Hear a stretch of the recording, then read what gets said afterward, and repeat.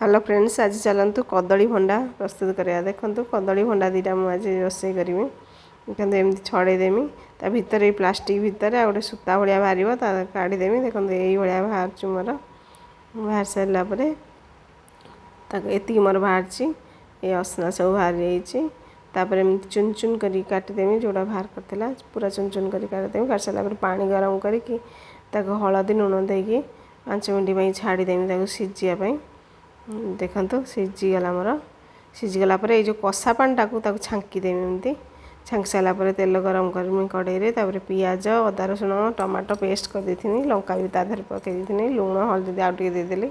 तापर मसला पानी देसी गरम मसला देकी मसला टाक भलसे कषिदेमी आलू पकईदेमी पकई सारापर पानी देकी घोड़ेदेमी आलू अधा सीझी सारापर तापर ये जो भंडा जो सीझा होता भंडा को तादेह देदेमी। देखो टिके घोड़ेदेमी 10 मिनट।